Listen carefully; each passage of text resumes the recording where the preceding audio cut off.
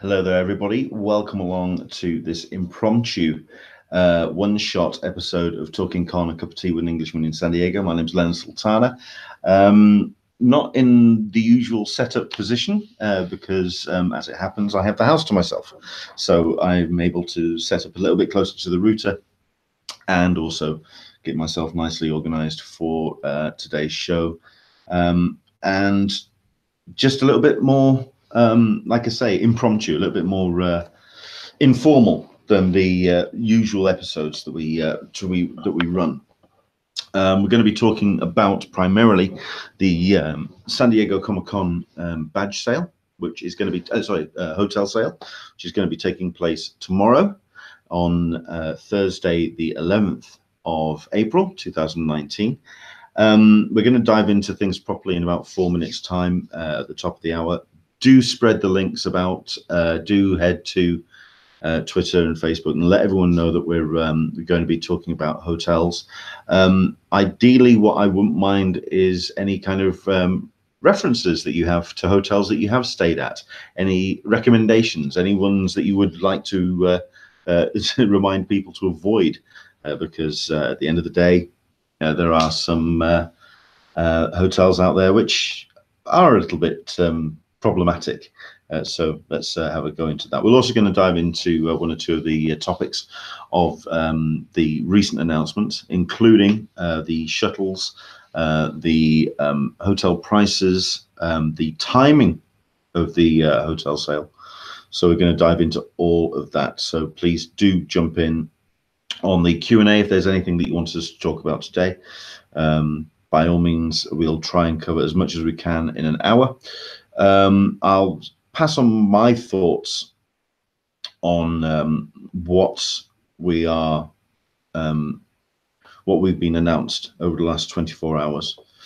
But please acknowledge that they are my opinions. So I'll try and keep things relatively civil over the course of the hour. Some things that I just also wanted to announce as well.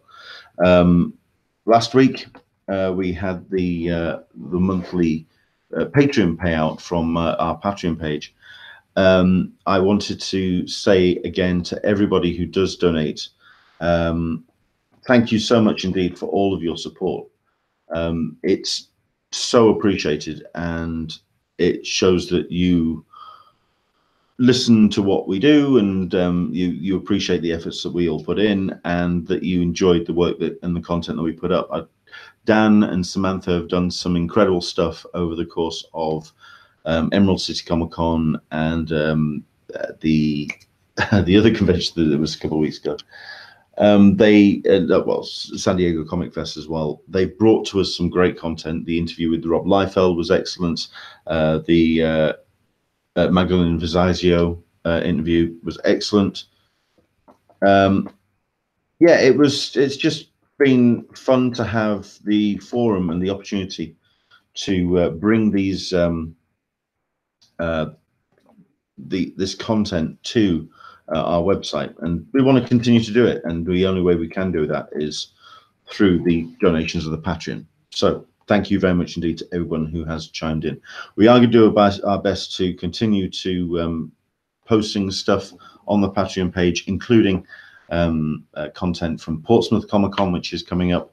MCM is on its way. I've yet to be confirmed if I'm going to be panel hosting that. I'm going to try and chase that in the course of the next couple of days. Other things I wanted to very quickly mention as well. I'd like to thank everyone as well for their kind words, asking after my health on Sunday. Yes, it was a very immediate stomach bug that just kind of cropped up out of nowhere and really did knock me for six. Ended up being very ill, doing my hospital radio show, managed to get home, and then just realized that I wasn't going to be able to maintain a session in front of a camera for certainly for an hour, if not 10-15 minutes or so, without diving off to the nearest toilet. So fun and games.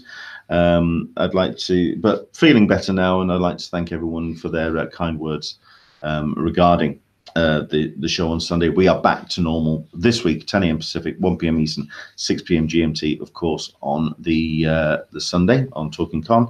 Please do jump in on the below. If you go to the notifications, subscribe to us, hit the notification bell. It tells you when we're going live, and it just allows you to get nicely settled for the show that we're about to do. Right, let me just get myself the chat room up and running. A bunch of people are already in there, and I'm certain that we'll add to it if there's any topics that we want to get into. So, Andrew Dickinson is watching. I know that he's going to be heading to, he just came back from WonderCon. I think he's trying to get some pictures to us regarding that. He's got a number of points which I think I'm definitely going to be covering. Omar Hassa, good to see you feeling better. Thank you very much indeed for your kind words. There's somebody else that I wanted to talk about. We'll come back to her. Christian Hernandez. Disney had no trouble. They're having D23 the week before San Diego Comic-Con, so I don't see why Comic-Con would care about Celebration. But Star Wars Celebration is run by Repop, so don't know what input Disney has. Yeah, indeed, it's just so much the to and fro over the course of this particular badge sale is just so much. It's something that we can really dive into. I don't want to get into too much regards to conspiracy theories. Let's try and keep things nicely so like civil in regards to what we consider about what the decisions that San Diego Comic-Con have made. But somebody has jumped in here and saying that she's back, and I just want to say, Leanne D, it's a pleasure to hear that you're feeling better. You had us worried there for a bit there, darling. If you could please not put us through that again, because we were very concerned. But it's great to hear that you're on the mend. Great to hear that Taylor has gotten through things as well. Yeah, great to hear that you're feeling better. Forget my slight stomach bugs. You really have been through the wars. So thank you so much indeed for that, for getting in touch with us and let us know that you're okay. Please let's see you fully on the mend, and I know that you are making your plans for San Diego Comic-Con as well. Right, which let's just dive straight into it, shall we? It is a number of announcements that have come out in the last 2-3 days. First, we had ourselves at 100 days out the first special guest announcement for San Diego Comic-Con. 6 talents, which very an eclectic mix, not exactly headliners, nothing to really kind of jump from the rooftops about, but if you know your animation, if you know your comics drawing, we are talking some real talent there, and some real deep talent. So certainly worthwhile checking out the special guest announcement, and every Monday they'll be putting those announcements out there. Let's have a look at this. However, yesterday on Tuesday, the 9th of April, San Diego Comic-Con officially announced that they are doing the San Diego Comic-Con hotel sale, affectionately known by many of us as Hotelpocalypse.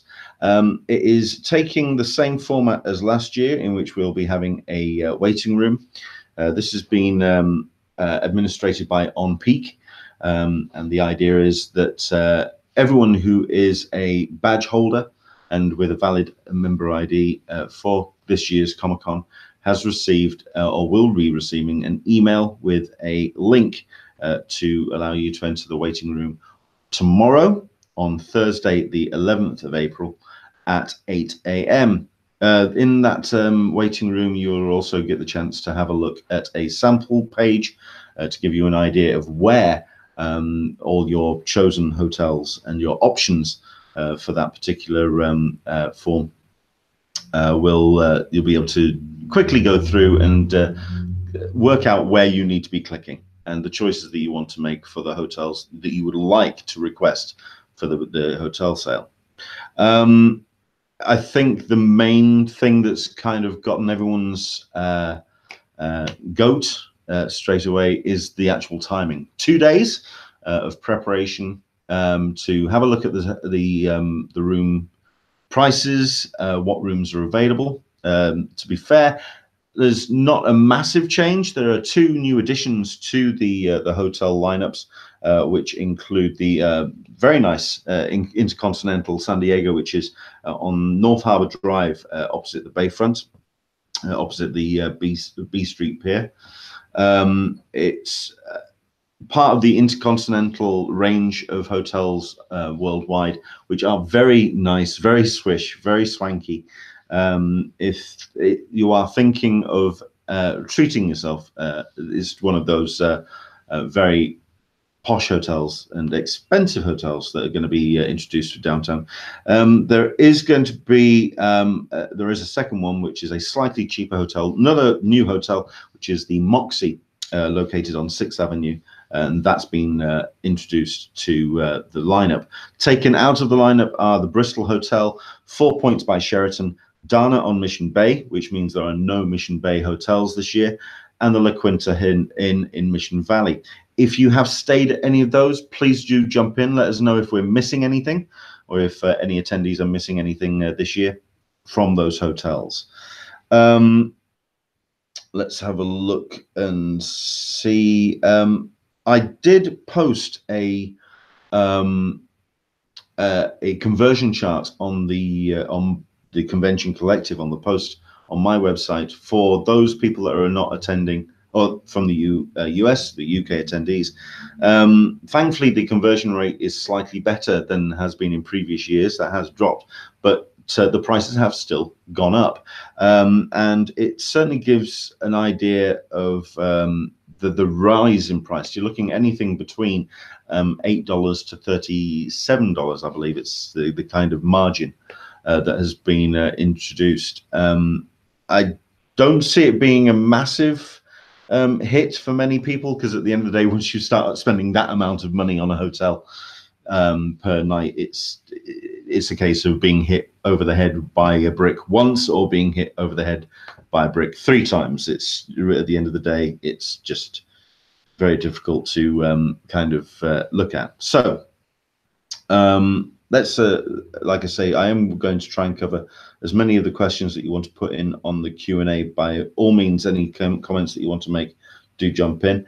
The main issue that most people have had, like I say, not only just the 2 days that CCI have given people to prepare for this hotel sale, but also the actual date. In previous years, the hotel sale has taken place on a Tuesday or a Wednesday, and it's kind of settled on those 2 days over the last sort of 3-4 years. This on a Thursday, on the first day of Star Wars Celebration. I don't, like I say, want to delve into any kind of conspiracy theories. And when I brought this up with Caroline about the scheduling of this sale, she turned around and said, to be honest, there's never going to be an ideal day. It is a case of whenever you do it, someone's going to have an issue. If you put it on a weekend, they're going to say, well, we're away for the weekend, or we're at a convention. Do it midweek, we're at work, we can't do it then. Everyone's going to have an issue with the date and the time when CCI schedule this, but it is very telling that they have scheduled it for the first day of Star Wars Celebration. My concern is the fact that it is that crossover between the fandoms. People who are attending a show like Star Wars Celebration are the kind of people that are attending San Diego Comic-Con. You've got lots of guests that are pop culture commentators that attend both conventions, bloggers, journalists, especially a whole bunch of people from press that will be wanting to attend Star Wars Celebration for all of the announcements this weekend. In 2 days' time, we may actually have ourselves the title of Star Wars Episode 9. There's plenty of things to draw you to Star Wars Celebration if you are invested in pop culture, at which point you then have to make the decision whether to miss the first couple of hours of, or certainly the first hour or so of Star Wars Celebration in Chicago, or take part in the hotel sale for San Diego. That conflict of interest, I think, is a little bit telling. I don't think, and I can't see how it's a real kind of battle of wills between CCI and Repop, but I think it's just awkward that that's the case. And I think when I mentioned this to Caroline, I turned around and said they could have held this a couple of days down the line. They could have done this on the Tuesday, midweek, when there's minimal distractions. At which point Caroline said they can just do it whenever they like. They're the big dog. They're San Diego Comic-Con, and they don't necessarily have to have Repops and their guests' best interests necessarily at heart. You want to go to San Diego Comic-Con, you make that call, which I think is, at the end of the day, a cold cup of coffee, but it's true.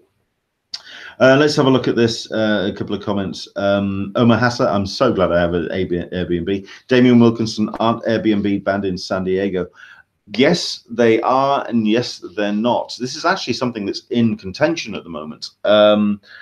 The thing that was introduced 2 years ago is there was a minimum letting limit, basically stopping any kind of Airbnb kind of organization setting up shop in San Diego. It's kind of like a tenancy agreement. The idea being that they didn't want transient staying in San Diego.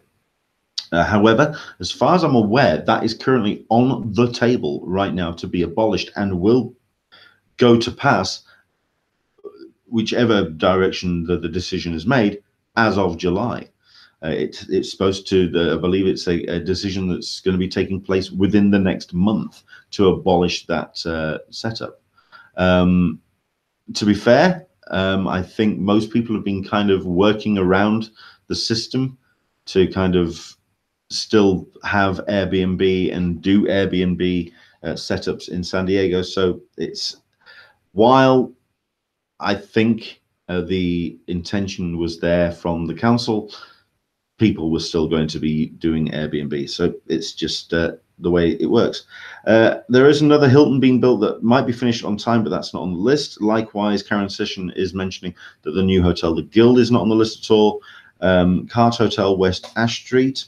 I think that is, at the end of the day, it's nothing to do with CCI.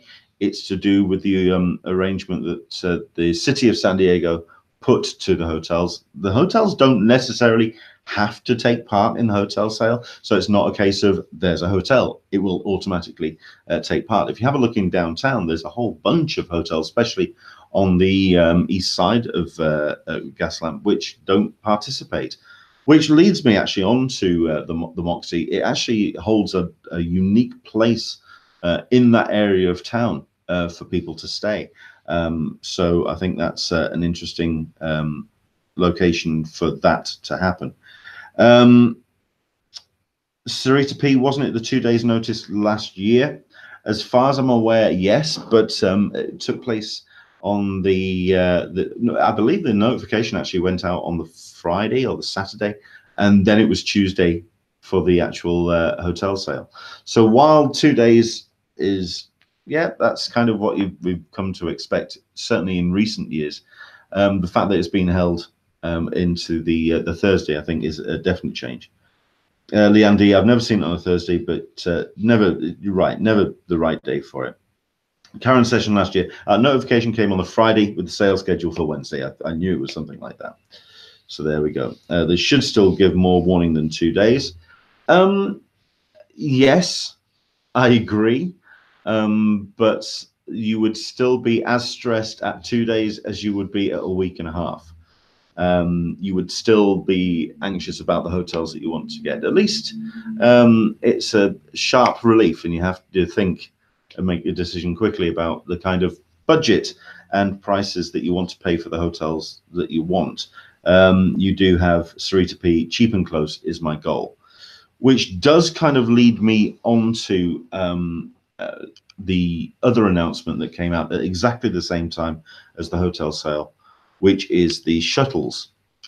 Shuttles have been announced, as I said in a post that I put up today. I still stand by my opinion that the shuttles service put on by the city of San Diego, seat planners, and also Comic-Con International is the single best introduction that CCI and the whole organization has put on pretty much forever. I like the idea of the closure of Harbor Drive and turning that into a shuttle port and freeing up the concourse in front of the convention center. That's a great idea. The shuttle service, however, is just the best gift to an attendee for getting to hotels, not even just kind of moving around the city. If you are staying in a hotel, either for budgetary reasons or you just want to be out of the palaver of downtown, to have the shuttles service those hotels, I think is it's just a gift. Now, someone's going to have to remind me, because I was absolutely convinced when I spoke to Caroline about this earlier, that the shuttle service has always been 24 hours. However, she's convinced that the shuttle service only went 24 hours in the last 2 or 3 years. If someone could just really let me know. The reason why that is that there are 2 major changes that are taking place with the shuttle service for this year. Number 1, the shuttle service will be coming to a close at 12 o'clock on Wednesday night, on preview night, into the morning, and from 1 o'clock on the, I believe is it the 1 o'clock the following? Bear with me a second. I just want to make sure I've got this right, because I'm just don't want to make a slight hiccup on that. But basically, the shuttles will be coming to a stop. Yeah, it's 1 o'clock on the Thursday, Friday, and Saturday, and all the days they'll be resuming again at 5 o'clock. 5 o'clock in the morning. Coming to a complete stop at 7 o'clock on Sunday the 21st. It's, I think, problematic, and I can see the pros and cons of doing so. At the end of the day, you don't want to run a service where you only have 1 or 2 people on a shuttle in the middle of the night. You don't want to be paying your drivers to do that service. Damien Wilkinson, 24 hours since at least 2014. Thank you very much indeed. To have that freedom to know that wherever you are in San Diego, that you are at least going to be able to get home. Say if you are out from outside of San Diego and you get slightly merry on adult beverages, and you just need to know that you're going to get home. To have that reliability that you can just head to the convention center, jump on a shuttle, and within 20 minutes, half an hour, you'll be at your hotel. I thought that it was reassuring and a peace of mind. It was also really helpful as well for those that wanted to get down to the lines for 2, 3 o'clock in the morning. Not necessarily doing the full camp out, but knowing that you're going to be in the room at least for Ballroom 20 Hall H without having to do the full camp out experience. You could get on a shuttle, get down there for early in the morning, not stupidly early. There was it was just really helpful. And as Omar Hassa turns around and says, not have to bankrupt yourself for an Uber. Indeed, Uber and Lyft are going to have an absolute field day. over the course of this with these arrangements. Like I say, getting out of town is one thing. On a Friday and Saturday night, once you've gone partying merry around San Diego Gaslamp, to then have to try and get your way back, that's is going to be a hardship. The unofficial blog mentioned about there will be a rise of carpooling, which is completely understandable, and yes, that may be the case, but that shouldn't necessarily have to be something that you have to organize. Now, let's look at some. So that's, we were talking about leaving the downtown area, but let's talk about the getting into downtown. Like I say about the lining up for some of the bigger rooms, Hall H, Ballroom 20, etc. Certainly, bloggers like myself have tried our best to kind of dampen the expectations and the lining up mentality by saying that if you are not wanting to necessarily see the whites of people's eyes, we do get distracted by the lengths of these lines, certainly for Hall H and Ballroom 20. At the end of the day, it's 6,500 people for Hall H, and you put those into a line 2 or 3 people wide, that line is going to go all the way down the marina and off to the islands at the back. And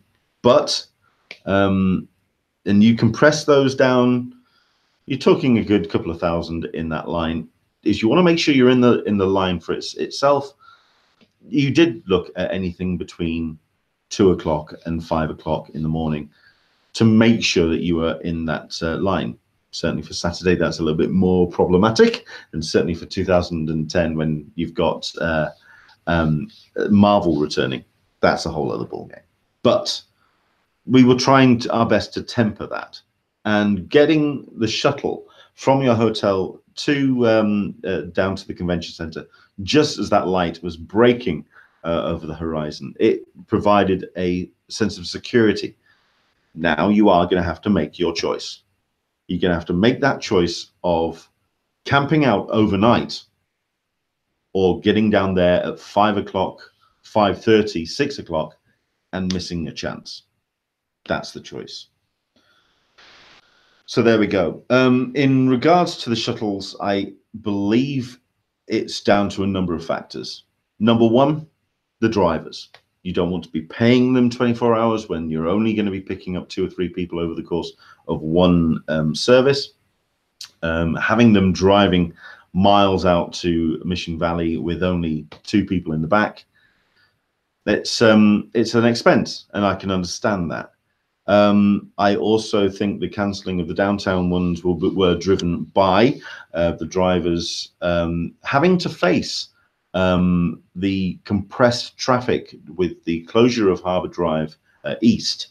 At the end of the day, everything was funneling through that downtown strip, and that included the shuttles going through those spots. Now it's a case of they'll be avoiding downtown and coming down the Bayfront and down Harbour Drive.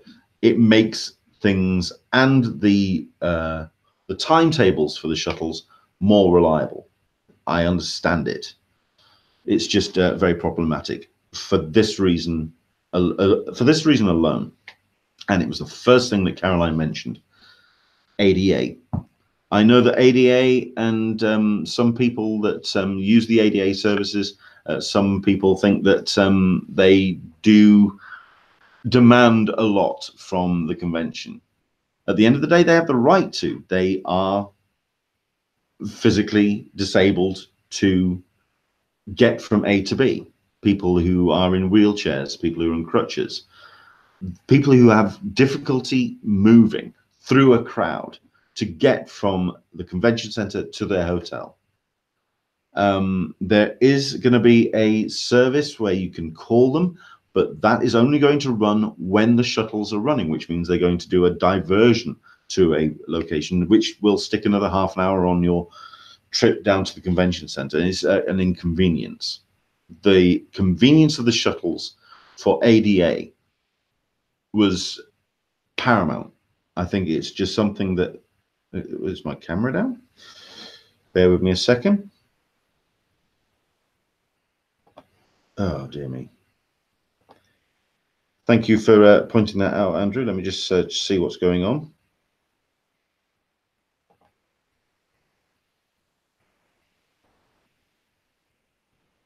Ah.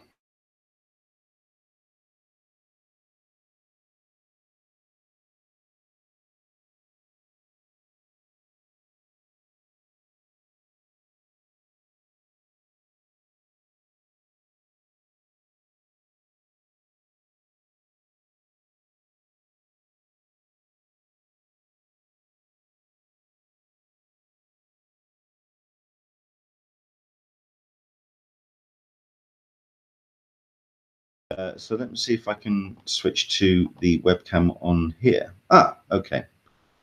If someone can let me know if that's working. So there we go, with these strange ships in the background, but this is right.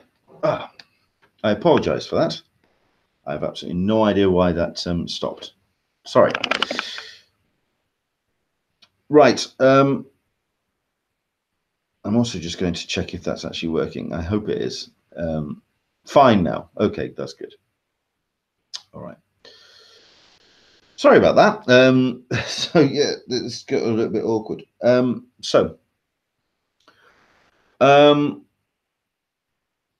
Where was I? So the ADA is an issue for getting people who require the service to actually participate. It allows them to be part of the Comic-Con family, and this now feels a little bit exclusive. And I'm not particularly happy about that.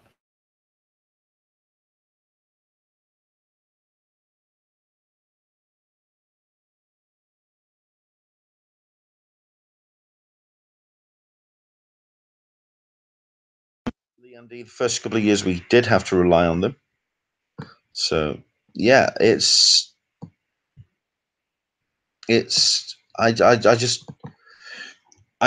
can understand why they've done it. And not only that, but the drivers will be instantly turning around saying, well, why don't people just walk? The hotel is right there.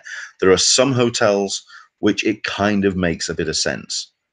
The Omni, the Hard Rock, the gas lamp hotels, such as the Holiday Inns. They are so close, it makes sense.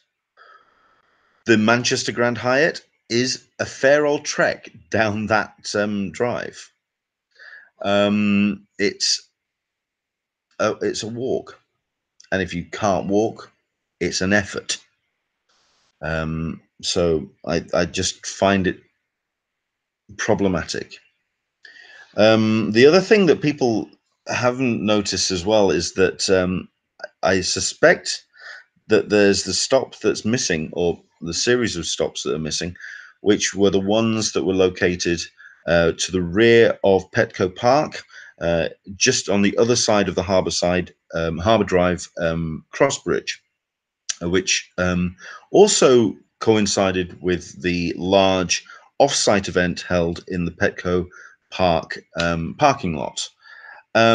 Getting to there, if you were a shuttle driver, was difficult enough as it was, and then you had all the footfall to kind of work around, and all the people that were getting to that offsite and coming over the top of the walkway bridge, moving into downtown. So we kind of move around it. It was just I can imagine very difficult to maneuver and negotiate around. So I believe it was a case of the drivers making all. I think the drivers have made most of these, instigated most of these changes, and also the cancellations. But I also think it's a case of the city and CCI looking at the expense of paying drivers for one or two people over the course of a very long night, over the course of a very long weekend.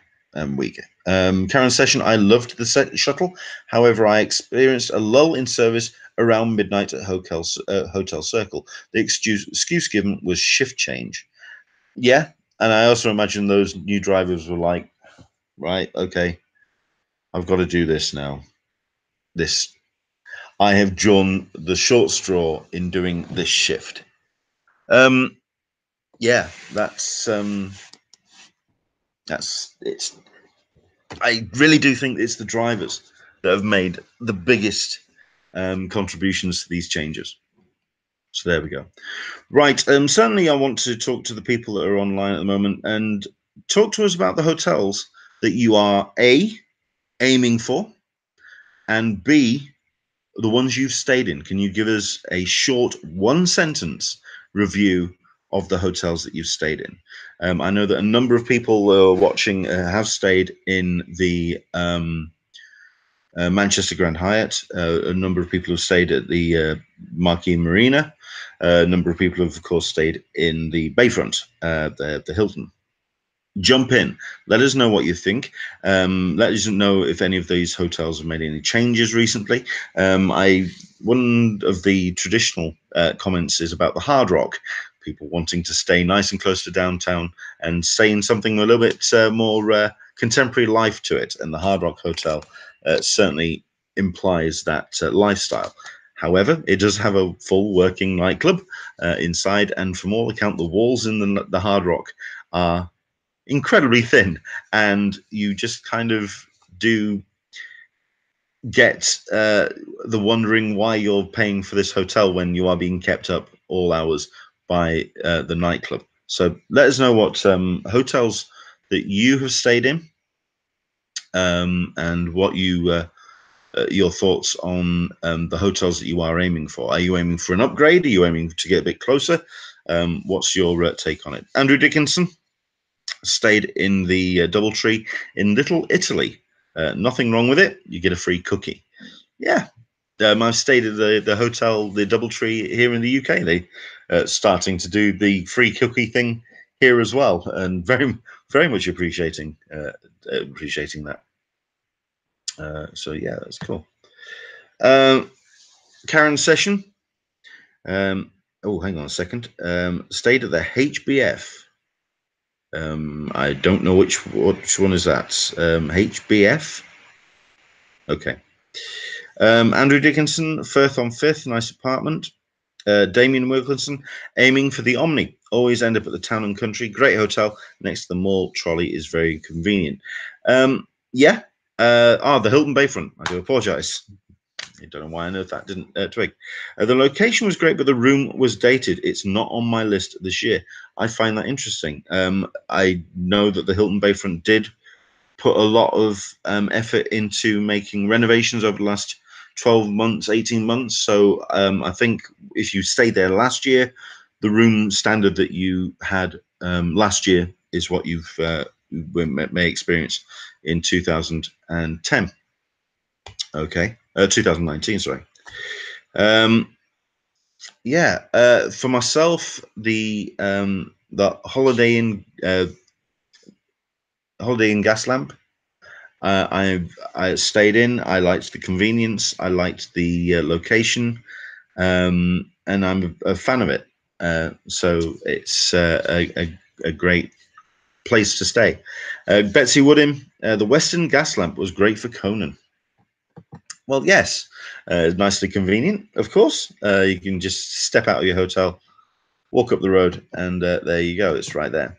I think something else that I didn't touch on, like I say, the hotels that have been cancelled for their shuttle stops, is one thing that the hotels such as Omni, Hard Rock, Bayfront, Gaslamp, etc., those kind of make sense, but these cancellations actually go a little bit further back than that, which is very awkward. It goes all the way back to the Penry. It goes all the way back to the Western.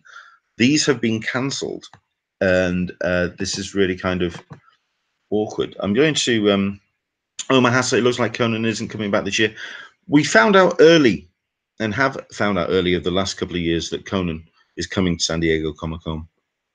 Let's find out. Let's hold fire. At the end of the day, I think also it's something that he's done. So he doesn't necessarily feel the need to really do it again. He likes the new. He likes the challenge of something that nobody has done before. He's done it. So it'll be curious to see what they decide to pull off, and whether they try something a little bit more, perhaps closer to the actual convention itself. Considering that, yeah, I'd be curious to see if he wants to be a little bit more involved in the party, if you know what I mean. It's okay running the show, but you do end up feeling that you're kind of being a little bit out of the main activity. Andrew Dickinson is saying Conan is rebranding his show. One thing about Comic-Con, if something leaves, something great will always take its place. Absolutely. That I will totally agree. But yeah, I agree with that. Right, I'm going to bring up the page for the shuttle service because it is available, it is downloadable on the website. If you go to comic-con.org /CCI, there is all the forms on there. But let's have a look, like I say, at that map for the downtown. Oh, here we go. For downtown. For the shuttle stops. So here we go. Here's the PDF as currently available. Let's zoom in a little bit so we can actually see what's going on. Okay. And like I say, all the way back to the Horton Plaza, the actual stops have been cancelled. All the ones in black are now considered walking distance stops. The reason why they're actually placed on the stop is because at the end of the day, they are locations. No, I know. I've just noticed that there is that shared stop. It's still up and running. It's considered their new station. Okay. These are considered stops that if you are staying there and you are available, if you are requiring an ADA stop, these are considered walking locations. And therefore, if you need them from ADA, that they will provide you with transportation. Admittedly, you do need to make advance arrangements, but it is something that is arranged with the actual ADA, with the shuttle service. So I want to just check this out. Number 57. No, here we go. So 5 a.m. to 10 a.m. only. The Petco Park shuttle stand. It is still up and running at the back of the Petco Park station. So that is effectively the full downtown drop-off for all of these hotels in the gas lamp area. They're all going to be serviced from that one stop. So that's the thing that's been organized there. Okay. What's your thoughts? What's your take on this? Is this something that you feel had to happen? Is this was this just something that was on the cards? One thing, let's have a look at this. Define need. I mean, I need not to waste all my energy before a con. Okay. Karen Sessions stayed at Spring Hill Suites last year, 1 mile from the convention. Very nice, free breakfast, shuttle stop, and right near the trolley stop. Okay. Andrew Dickinson, I wonder if they're running smaller shuttle vehicles for ADA. Yes, they do. They're kind of like the airport shuttles, and they have a number of those on hand, but you do have to request them. This is something that has been put in place before. So just one when required. Correct. That is this is something that's been in place already, but the actual default shuttles were also helpful for those that didn't want to or didn't feel the need to make arrangements ahead of time. You can only book these particular shuttles for when the shuttles are running. So they're still going to not run between 1 a.m. and 5 p.m., which means you will not be able to participate in the ADA lineups unless that you make the decision to actually go down at midnight and before, or 5 p.m. and after. So there we go. Right, if you can bear with me for 5 seconds, please.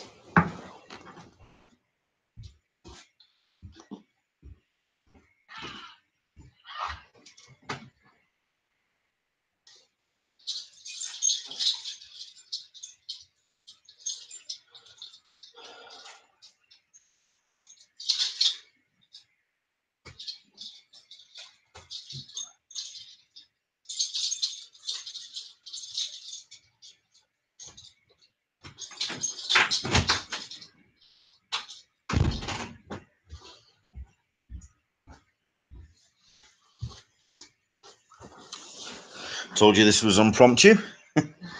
That's where I had to kind of let a cat out of the room. So there we go.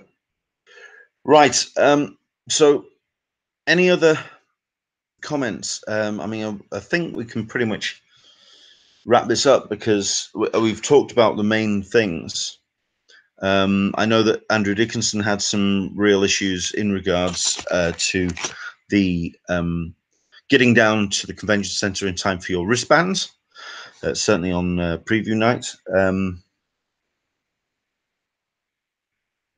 It's just, yeah, Andrew Dickinson, what about early bird? They were expecting a first full service. How does that work out? At the end of the day, all the hotels are getting the same treatment. They will not be running these services between 1 a.m. and 5 a.m. It's, I don't, I understand why they've done it.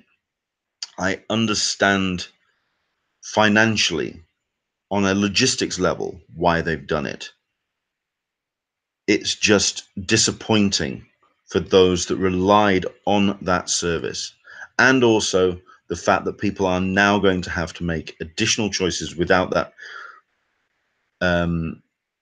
that peace of mind that the shuttles provided. It's just something else that just has been a real, this is a real kind of a nail in the shoe, if you know what I mean. Aaron Neighbors is watching. He's sick in bed. He's watching from his deathbed at the moment. Aaron, I hope you're feeling better soon, sir. Plenty of water. Rest up, mate. Let's hope that you feel slightly better soon. Thank you very much indeed as well for jumping in on the WonderCon live report broadcast. Really appreciated looking around and seeing what CCI brought to Anaheim this year. It looked like a lot of fun at WonderCon, and I was incredibly jealous throughout the course of the entire of that broadcast. Certainly the things that were coming out of WonderCon, CCI, they just know exactly what they're doing, and but that's what makes the decisions they've made over the last 24 hours that they've announced. They know what they're doing. Now it's a question of why they're doing it. Someone brought something up earlier in the chat, which I find thought interesting. Do you think that when Comic-Con International gets a new chair, that the pricing in San Diego might be a problem for CCI? I think it's going to be interesting. I really want to get to talk to the new chairperson. Now, the chairperson that they have at the moment, their interim chairperson, is basically the person that's just kind of keeping the seat warm in the absence of John Rogers. It's, however, interesting to note that there's going to be a vote for the new chairperson prior to Comic-Con International, and from all accounts, she's running unopposed, so it's kind of assumed that she is going to be the new chairperson. So, yeah. Do you think this could come up next time CCI's contract is up, especially if Congos aren't happy? I don't see this being enough to alter people's thoughts and perceptions of it. I think it's only people that watch this kind of show will take any kind of interest in. I think the vast majority of people who go to San Diego Comic-Con, they just work their way through it. But I feel that for people that have been going for a while, they recognize that these changes make a difference. And yeah, Danbury, I heard the interim person ran unopposed and won. So that vote's been and gone and happened. Okay, fair enough. Okay. Yeah, I think that's all we really could talk about. I mean, I was asking for some reviews of places that you've stayed, and not many people jumping in on that. I also asked if there was the ones that you were aiming for. Is it more a case of just close and cheap? Is that just the overall thoughts of what you are aiming for? If you are going for the hotel sale, I think it's going to be, if you are going to the hotel sale and you're going to be participating in Star Wars Celebration, at this point, you are either in a plane or just getting settled in Chicago. So you're not going to be watching this. So there we go. I think CCI is only signed through 2021. Yeah, that is true. But as far as I'm aware, we may be hearing this summer for an extension of that. At the end of the day, they do kind of sign the contracts a number of years in advance. So I think we'll be hearing sooner rather than later. That's the case. Hilton Brand for the points. And Leanne D. Hilton Bayfront, it's just so much easier for me. Fair enough. Okay. For everybody who is taking part in the hotel sale tomorrow, all the very best of luck. Do check out the links. Number one, check for your browser capabilities. I think the vast majority of people use mainstream browsers, Chrome, Firefly, etc. But if you want to make sure, if you go to the CCI page, which is comic-con.org/CCI/shuttles, there is a full PDF on there giving you all the updates for the times and the frequencies and all the information regarding the actual shuttles, and likewise for the hotels. If you go to, let me just make sure I've got my right the right link for it, because there is a page on for the hotels. I had it in my thing. I was ready to go.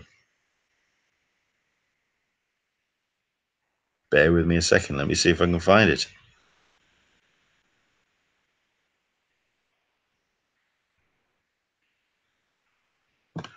Oh my word! I do apologize for this.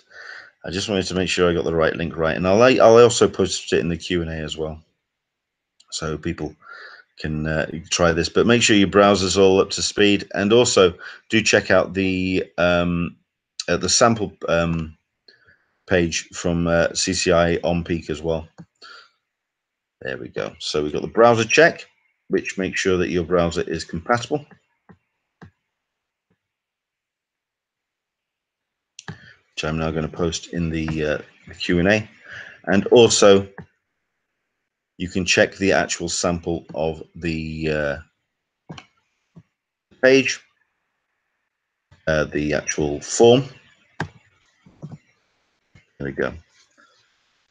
Plenty of things happening over the course of the weekend and also tomorrow, which will make the decision to participate in the hotel sale even more so. It's going to be, and we've got Andrew Dickinson who's reminding us that the Red Sox Yankees tickets are being sold at 10 a.m. Tomorrow as well. The thing is, for the vast majority of people, I don't think there's a huge crossover. So yeah, it's I think you're choosing one or the other. But Andrew, you want to see the Yankees? Best of luck with you if you're heading in for the hotel sale as well. Betsy Woodham, any idea about duplicate submissions this year? Folks that use the same mailing address were penalized in the past. I suspect that is going to be exactly the same. The fact that they're using the same format, the same forms, I think it's going to be any of the issues that we remember from 12 months ago is what we're going to be expecting this year.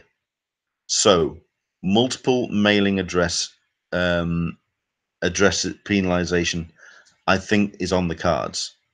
It's something that they automatically check with their browsers or their databases at onPeak. It's just something that they automatically do for those people that are using the same mailing addresses. They think it's solving a problem, but it also just adds a little bit of it, too much of a headache, especially for those people that are actually entering the hotel sale from the same family that are using the same mailing address. It's something that onPeak haven't thought through. And what are the odds on onPeak not thinking something through? I think that's just their default position, isn't it? I think so. So there we go. The hotel sale takes place tomorrow. The waiting list opens at 8 a.m. Pacific, 11 a.m. Eastern, and 4 p.m. GMT, and then opens up the actual hotel sale itself at 9 a.m. Pacific, midday